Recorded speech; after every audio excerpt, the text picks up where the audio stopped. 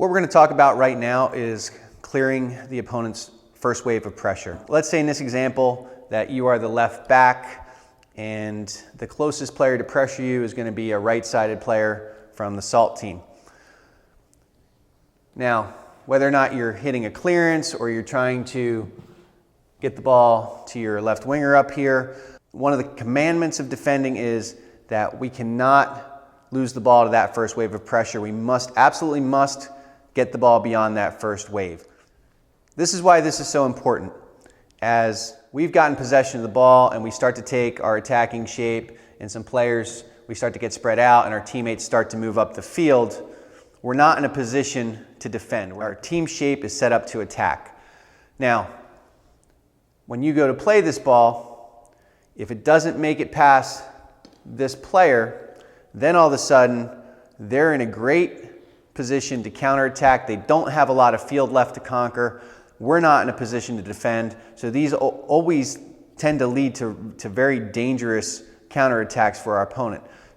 So when you're playing this ball, you want to make sure if you're going to play it wide of her, you leave yourself a little extra margin for error to make sure that she can't stick a foot out and knock it down. If you're going to play over the top of her, then make sure it gets over the top of her. Again, leave yourself an extra yard or two as a margin for error. We've got to make absolutely certain that this ball gets beyond that first wave of pressure. Now, what tends to happen here is if we fail at getting the ball beyond this first wave, let's say this player gets close enough. A lot of times we kick the ball, we're trying to play long, this player deflects the pass, and then the next thing you know, that ball ends up deflecting that way. At this moment, most of the time, this player is going to be the player who wins the race to that ball, which is obviously bad. The very best you can hope for is that you're the first person to that ball, that you win that race, but even now you've put yourself in a very difficult position. You're heading back towards your own goal and you've got pressure on you, all because your initial pass didn't make it past the opponent's first wave of pressure. This is why this is one of the commandments of defending. In this clip, the player in black twice fails to clear the opponent's first wave of pressure. The result is a quick counterattack for the orange team that nearly results in a goal. Let's take another look and see how quickly things can unravel when you fail to clear that first wave. First, the right back doesn't leave herself enough margin for error on her initial pass, and then tries to dribble herself out of trouble. When the ball is lost, she's caught out of position and the orange team is off to the races.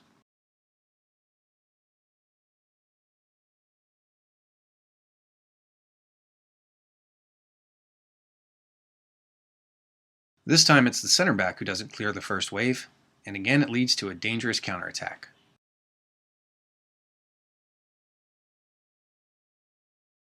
Risk management is critical in your defensive third. Look at how little field the orange team has left to conquer when possession changes.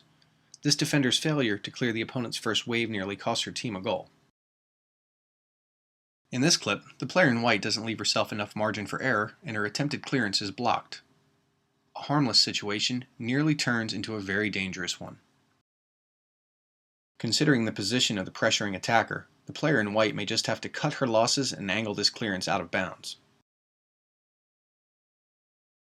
In this next clip, the defender in white makes certain that her clearance can't be blocked by the pressuring attacker.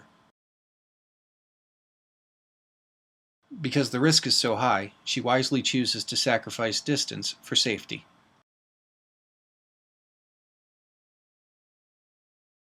Blocked clearances often turn into game-changing moments, so you've got to avoid them at all costs.